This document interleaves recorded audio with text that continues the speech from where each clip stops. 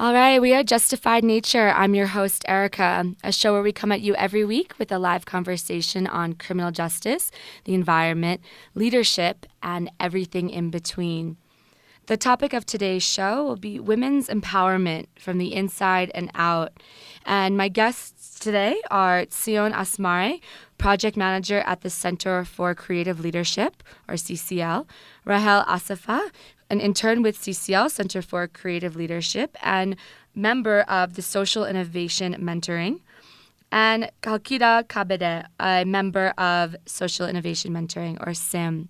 Welcome, you three lovely ladies, to the show. Thank you. So we have 3 or 4 really powerful women in the building today, and I'm excited for our conversation. Please stay tuned.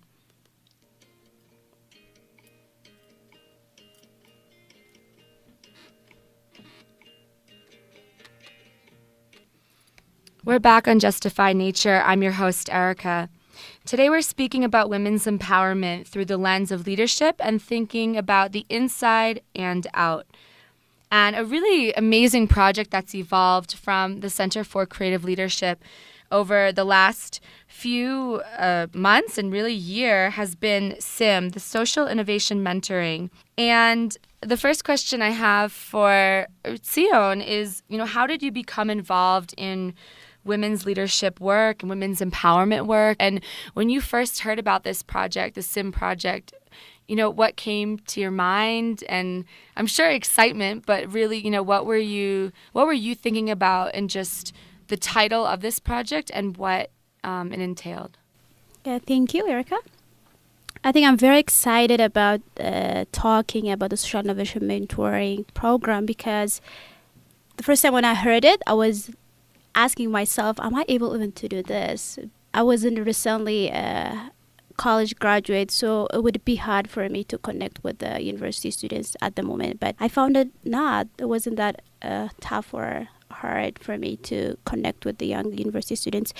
So the first time I heard about SIM was back in January 2012, and I took the offer from CCL because it seems very encouraging and an opportunity for me to connect with the young university students, to invest back with the experience I've had in the past. So it was very exciting. I was happy, and I believe I have the heart to work with young students. So I took the offer. I didn't even ask second question to take it. So it was just an honor for me to work with CCL the past 2 years. Great. And maybe, Rahel, can you give a picture of what the SIM program looks like? So if someone on the average day were to come to Unity University or Mias University, what would they see, I guess, in the program? Okay, so Social Innovation Mentoring was a 1-year program at EIBC Addis Ababa University. 26 girls were members, and it started from the very beginning. EIBC is an engineering campus of Addis Ababa University, and in engineering campuses, the number of women students is very low, and at the same time, the dropout of women students is high. So this project was envisioning to build our confidence and our innovative skills, and also decrease the dropout number of students. So that's really interesting. Not only the number of women is really low to begin with, and then the number of women dropping out is really high. I was even speaking with a colleague of mine recently who was in the art school of Addis Ababa University and said she was one of 2 women in her section. So you see there's a clear need for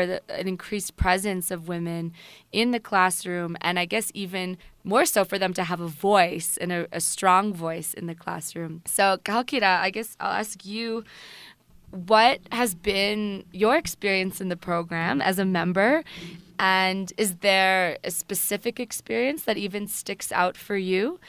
When these crazy women first came to you and said, we want all of you women, we want you to step up, we want you to debate, we want you to speak loud and clear. Maybe my 2 questions are, what was your reaction when the program first came? And what has been maybe one significant experience that you've had in the SIM program? Thank you. Well, I've gained a lot since I've joined the SIM program. I first joined the SIM program when I was a third-year student at EIABC. The SIM program was a group of 26 young women from EIABC campus. Tsion was our project manager, and I was very excited to be with these girls. We've gained a lot.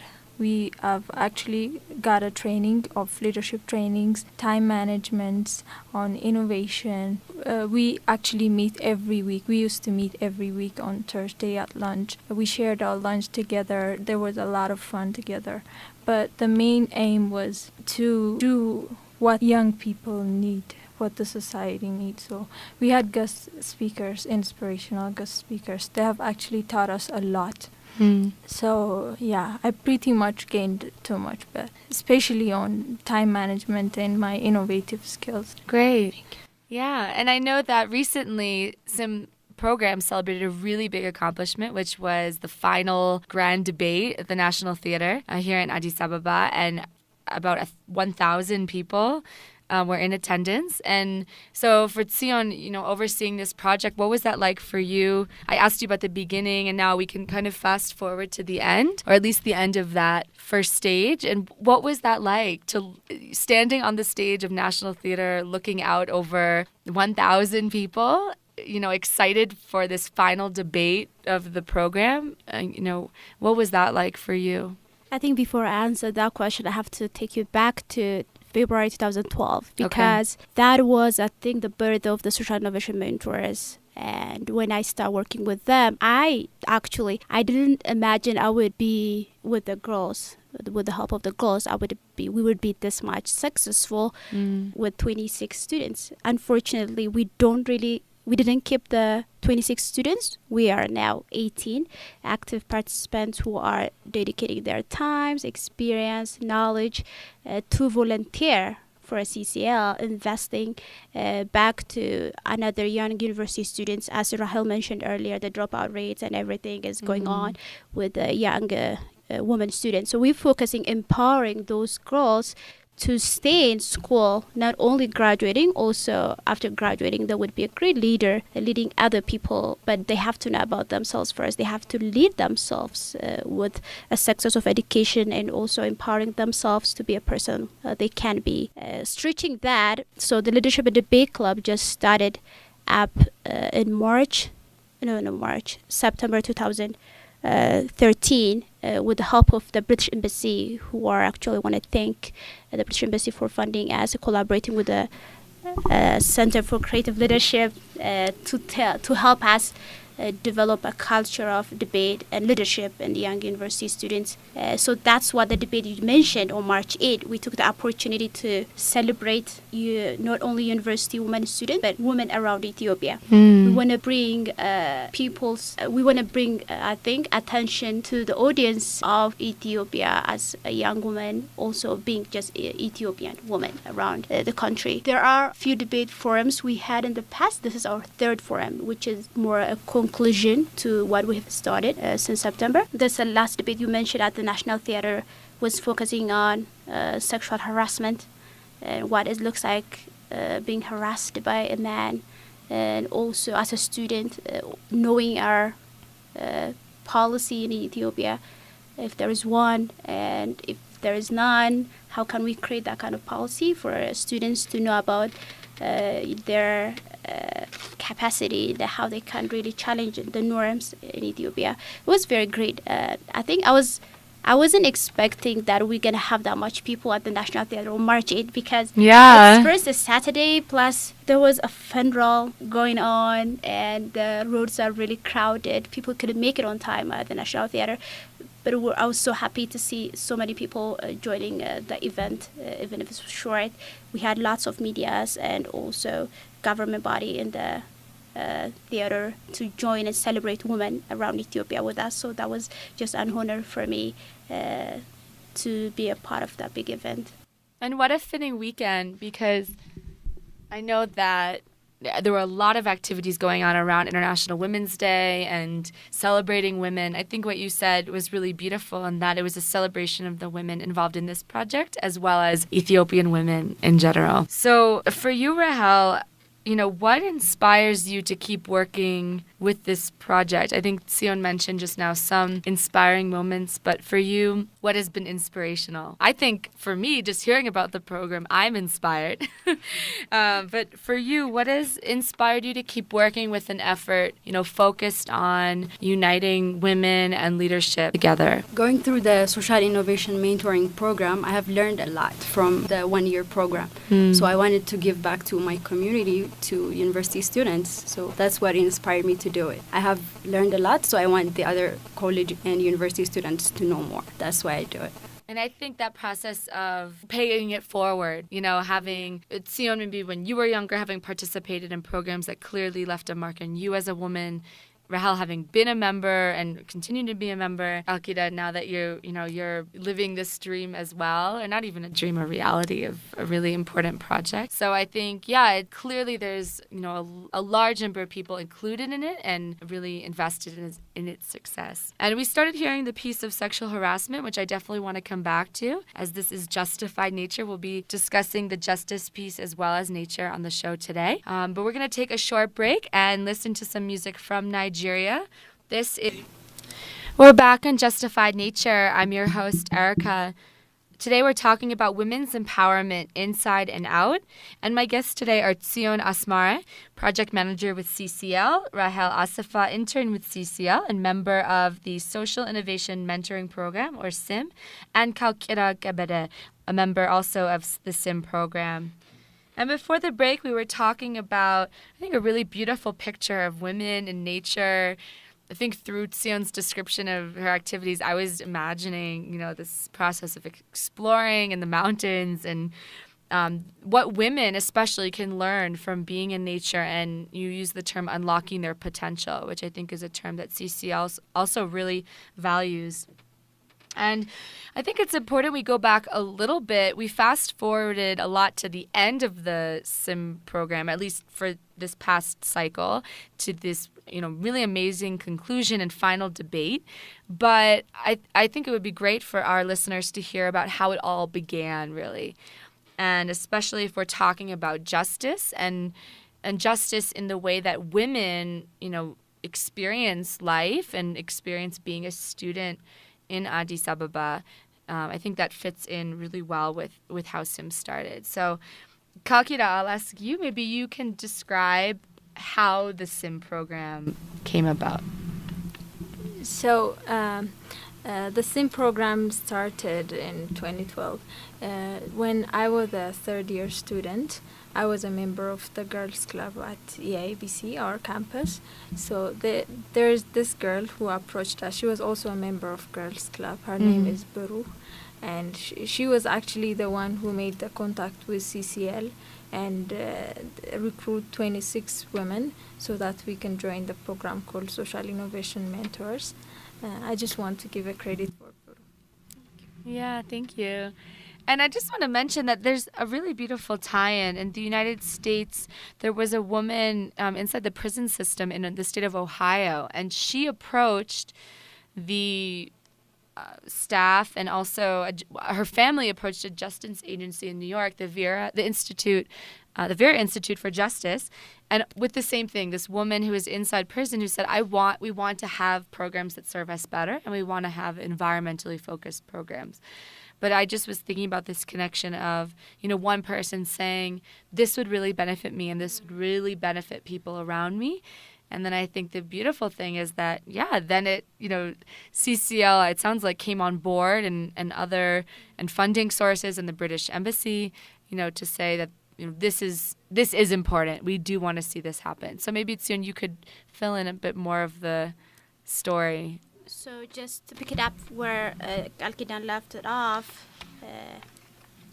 Beru approached the CCL director, Stedman Harrison, to help them out with empowering them or amplifying their voices at the campus, because it was very male-dominant campus, and the women at the university didn't have that much, space to talk about themselves, what they want to do and all. And I'm glad we took the opportunity to step in and help these 26 university students with leadership skill, communication skill, and lots of other stuff. And it was very rewarding at the end because these girls didn't just walk away after 1 year. They wanted to work with us to establish leadership and debate club, which I mentioned it earlier, at 8 universities, but we have 6 clubs. What I mean by this, we first wanted to establish only universities, Asmare universities, and then we stretched it out and had the opportunity to establish that friendship with Hope University College and also Unity University, Admas University College, beside the Asmare University we have around the city. This is a very good success for the Center for Creative Leadership, being very consistent and seeing the impact in these 2 years, investing around, I think I would say more than 200 girls at all in the total. This is a great thing that you could have it. Also, I think I would even suggest lots of people want to mentor or coach university women students specifically. They have passion to do that kind of work, but they probably don't know how to create that opportunity. We would personally, I was just glad to join CCL to explore this whole opportunity. But I would even encourage other young university students to create that opportunity themselves, to just get together for a lunch and learn or in any session that can empower them as a group to build team building, to bring up lots of ideas, to talk about more ideas. I believe a person with ideas can really bring lots of things on the table, discuss about it, and come up with solution to help the society. And we are creating young women who can go against the norm to challenge lots of people in Ethiopia, being a woman, a student, but successful. I also, one thing I want to appreciate is it's not about only leadership and communication and time management, but these girls are amazing. They came up with their own entrepreneurship idea. They are designers. They can create lots of handcrafts. They can come up. Actually, I would say, what's her name? Who came up with the toilet design? Edilawit, she came with this public toilet design that I think nobody didn't take the concept on yet, but she's still working on it. So we have this great woman who have so many ideas that they want someone to implement it for them. We had opportunity working with Peace Corps, the American organization, volunteer organization. These girls traveled all over Addis Ababa, like Ethiopia, volunteering and mentoring and being a big sister for countryside students. And they can be an example of the city university and telling them the other girls they can do it. It's possible that they can do it. So it's more like connecting with your own roots, and you can share the idea because you've been in that culture, you speak the same language, you can relate somehow to share your experience with this girl. So I want to give credit for the social innovation mentors who have been so helpful and very engaging and dedicated to invest back to the Addis Ababa University young students to change their lives. It's not about, I wouldn't say they changed my life. I changed their lives because it's hard because I think they changed my life more than they think of. So I think I'm thankful that I got this opportunity to work with them, to even look at myself and seeing the person who I want to be still. When I grow up, I want to be that and I want to be this kind of idea. But I'm privileged and I'm honored to be a part of this program. And I hear, dedication, the initiative that they took. And it's true. I think it's a lot of dedication, especially as a student, when you already have your academic work, your exams and everything, to say, no, I'm also really going to dedicate myself to being a part of this program, to staying with it and to creating all these different things. You mentioned the entrepreneurship piece, and at the National Theater, I know on display were all these very beautiful and interesting crafts and gifts and jewelry that the women had made and that they were selling. So you really saw the dedication, as you mentioned, and the initiative that they've taken. And also on that day at the National Theater, there was the final debate, which was in regards to sexual harassment that women face. And Rahel, maybe you could share with us a little bit about both in that debate, but also just in the discussions that you had during the SIM program, what were some of the things that came up about experiences that women face in Addis Ababa?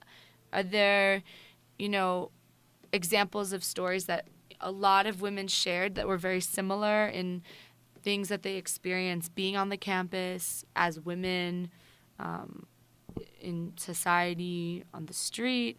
Are there things maybe related to sexual harassment or or not? But are there, some similar stories that really came up in the program? Yeah, no, like since you bring up the sexual harassment, Mm-hmm. because sexual harassment it's against the law and it's against our rights, Mm-hmm. and most people don't seem to understand that. They feel like it's their rights, like you're a woman, so they can say anything they want where you are walking on the street.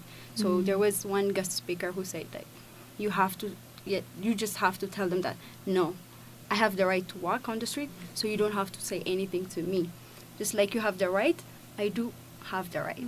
So like being able to stand up for ourselves is one of the things that we got from social innovation program, and I'm really blessed to be in that program because I am now starting to stand up for myself and being able to say that, no, this is not your right, you can't do that, and now you this is my right, I can do this. So yeah, there was. And yeah, as a woman, knowing what your rights are, especially if from a young age you've been told by men around you that, no, this is what you should be taking, this is what we should be, allowed to say to you, rather than, as you were saying, the opposite, which is, no, this is not only allowed, but it's not appropriate, and it's disrespectful, and it leaves a mark, I think. Yeah, even we believed it. Like, women would say, yeah, you're a woman, so it happens. When you start, trying to stand up for yourself, and you don't have to do this to me, and another woman hears you on the street, and she would say, yeah, then you're a woman, it happens. No, you have to say no. You have to start saying no. And when I say this topic of justice, what comes to mind for you? Justice is I guess a big term. It could refer to a lot of different things. Yeah. The justice system, it could refer to police, to prisons, to governance, law, society. But when I talk about women and justice, is there anything that comes to mind for you? Any of you. Feel free, any of you. For me, it's like being fair, I guess. So like as a woman or anything, justice means like being fair. That's like the first thing that came to my mind. Yeah. And society being fair to women. Yeah.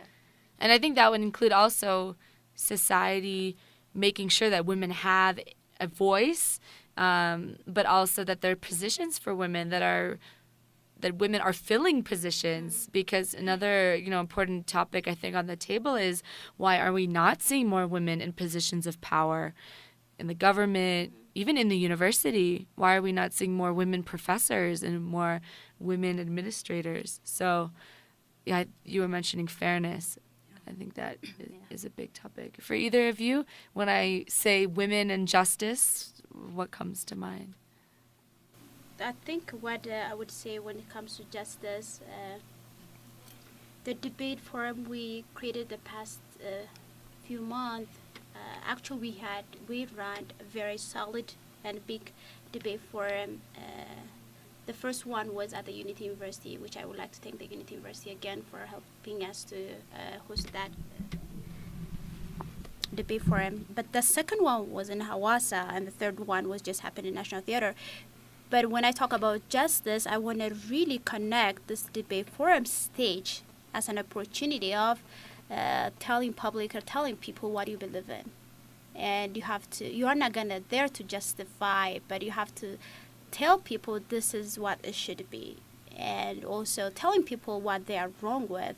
I don't want to take I don't want to just say someone is my standard for that, but I have all my belief and faith, what I believe in, and I have my own standard for that. When we talk about justice, because we want to bring up this woman's voice, not only hearing it, but the voice really have to take credit for like government, any organization, not only listening them, but they have to take action with them. They really have to see what they see, and they have to be under their shoes to feel what it means to be a woman student when it comes to sexual harassment or affirmative action. And the other topic we talk is the social media impact in university students. Let me come back to the sexual harassment piece, what Rahel just mentioned about. People don't really know, not everyone, I would say, students at the university level don't know much about even the policy. They don't even know this policy exists. When we talk about justice, that's why we want to talk about, okay, this is, if this things happens to you, there is a person that you can inform. That's a body of organization that you can go and talk about. And we have to help these girls to talk about this even very scary issue to the public. The girls weren't scared when they talk about sexual harassment on the stage. Our topic actually was sexual harassment is not about sex, it's about power. So we have a team who's, again, is favoring with this topic. So the girls were very motivated. They were not scared talking about, this is what happened at the campus, this is our right, this is what we should know, this is what we cultivated. To become a better woman and leaders, to speak up on behalf of other women, to bring justice in a community like universities around Ethiopia. So it's a very good thing, very solid topics we talk. Maybe it's very sensitive, but at the same time, it's good to talk and develop that culture of talking, discussing, bringing solution for what's going on campus. And clearly the conversation came to the forefront on stage, and you were not afraid, to really talk about the issues at hand. Sure, yeah, we can. I think I would relate I would agree with Rahel and relate justice to fairness. What we're saying is that we want to be, we're not saying we want to be above men, but we're saying that women should be given equal opportunity as men. Women in rural areas, especially women in urban areas, women should have equal opportunity as men to be heard, to do what they want to do, to be able to walk at night alone, for example, which many of us can't do. So what I am trying to say is we should be able to give these girls opportunities to develop their self-confidence, their self-esteem, so that they should be able to stand up for themselves and defend themselves and speak out loud for themselves. So that's what we're trying to create. Yeah, and I think it's been created, definitely, from what we've heard. So my final question for you all is, in line with the show, do justice and nature connect? So bringing back these pieces of justice and women, how women experience justice, and then back to what you were talking about, Tsion, being in nature, doing leadership programming in the outdoors. Is there a final connection that you would like to make or that you see? Is there a connection for you, any of you, between justice and nature? I would also, she pushed it to me. I would like to connect the outdoor and the nature with justice and mostly leadership as well, because as a CCL, I can speak a lot about leadership development. When you see nature, I think there are lots of things that you can discover. If you really seek something in nature, there is a lot of things that you can get and see.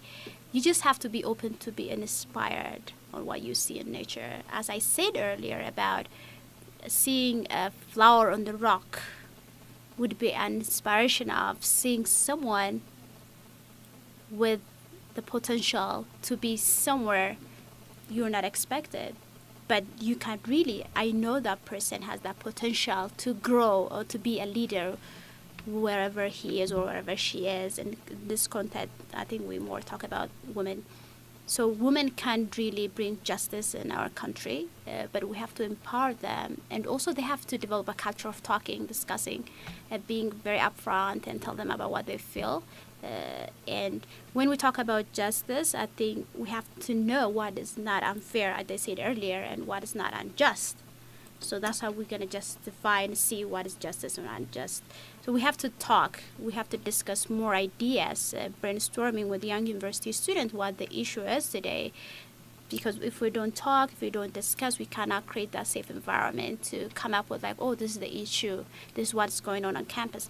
I'm sure there are lots of like men, they don't know about the hassle women are going through at the university level. I remember one of the goals at the debate was giving an example of, let's say I'm walking on the street with my brother, but a man probably wouldn't pick on him. They're going to pick on me because I'm a woman. So when we talk about power and sexual harassment, we are more talking about authority. A man just look at you as he thinks he is just better than you because he's a man. So those kind of, I think I would say a mental model, people really think they can be better than someone because of the sexual or the being a man or woman in the environment, in the society. So we have to just be careful of how we are referring this issue. When we talk more about women, we're not really like, I'm not personally talking about like feminists or anything, but I would really love people in Ethiopia to know the value of being a woman, and that we could really appreciate respect and having more justice in our community. And also sexual harassment has so many definitions. So people can be educated. We can create an opportunity for a woman or man to learn more about these issues. Otherwise, if we don't educate our people, it would be hard to judge them of the things they don't know, they have no clue about. So more education would be, more promotion would be very important on this kind of issues in Ethiopia. Truly inspiring. And we'll be right back.